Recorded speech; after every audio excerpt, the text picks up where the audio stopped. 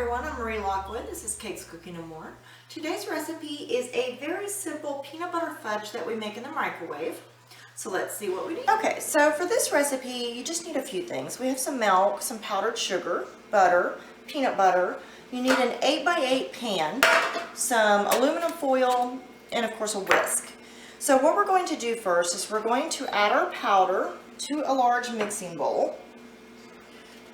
We're going to add our butter. And then of course we want to melt our butter before we put this in. So we're going to melt this for a minute and then we're going to put it in and then we'll be back. Okay, now that our butter is melted, we're just going to add that in.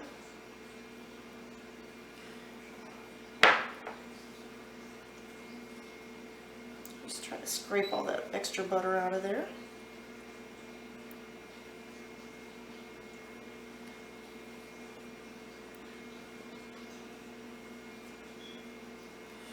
Okay, take your whisk and just give it a light mix. It doesn't have to be a whole lot, but you want to get most of that powdered sugar dampened.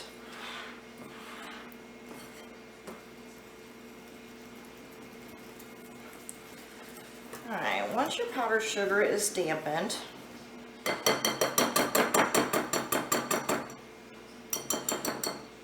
we're going to pop this in the microwave for 2 minutes and then we'll be back. Okay, now we're just going to give this a really good stir. And you can see that it did rise a little bit and then fall back down, so make sure that your bowl is large enough before you start this. Alright, now we're going to put it back in the microwave for another minute and then we'll be back.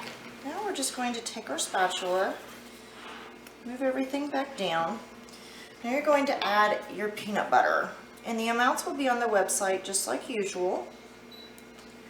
The link is in the description box.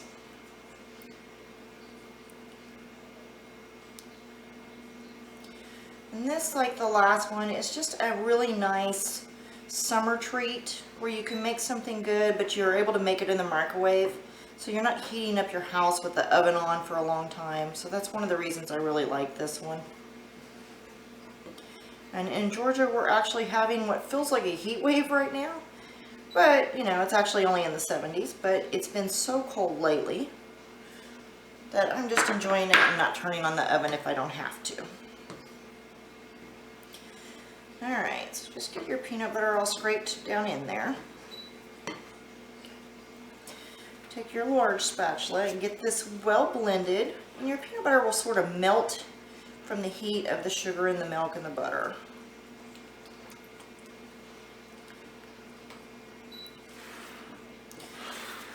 Just stir till everything's in there really well and the peanut butter is kind of dissolved into everything. Alright, now that our peanut butter is well blended in, and I'm not seeing any clumps anymore, you kind of want to make sure you smash out those clumps.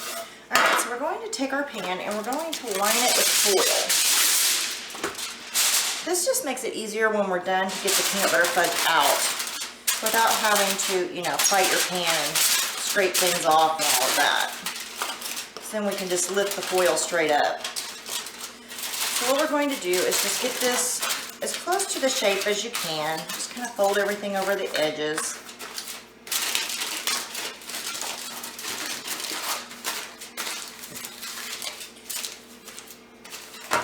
Okay. Alright, now we're going to take our fudge and we're just going to pour this in to our foil lined pan.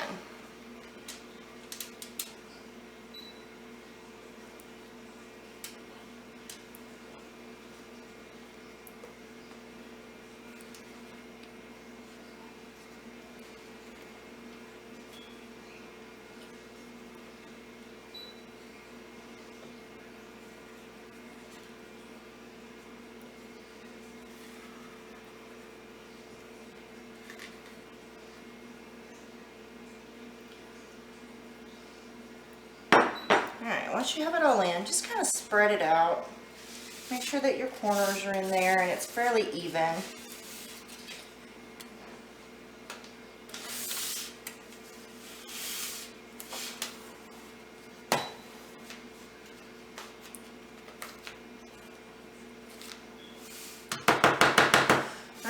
Now you're going to want to set this onto a cooling rack, so we don't want that heat trapped at the bottom. Now we're just going to let this set for a little while, probably about an hour, and then we'll be back. Okay, now that our fudge is set, and I went ahead and put mine in the freezer for about 20 minutes, just because it makes it easier when cutting. So you're just going to lift that out. You can see how easy that comes out. You don't even have to wash your pan now. Alright, so you're just going to pull it back. Kind of pull it off the edges.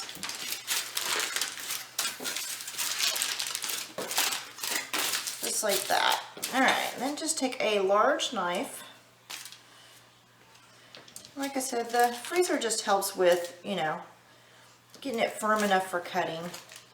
Makes it a little bit easier. You don't want to overdo it with the freezer though, because if you get it hard enough, you know how it is, it will never cut. So I just do about 20 minutes after it's set. So you're just going to cut it into some nice little squares.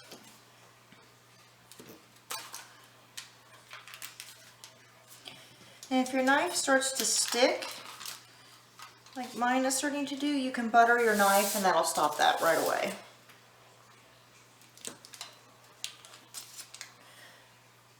And we just take them over to our plate. So as soon as I get the rest of these cut, we'll be back. Okay, so here is our peanut butter fudge.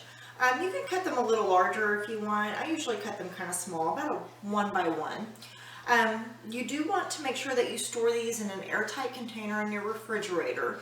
They're a very soft fudge, and if you leave them on the counter, they kind of slump. So make sure that you store them in the refrigerator. So I hope that you enjoyed our show today. I'm Marie Lockwood. This is Cakes, Cooking, and More. Have a great day.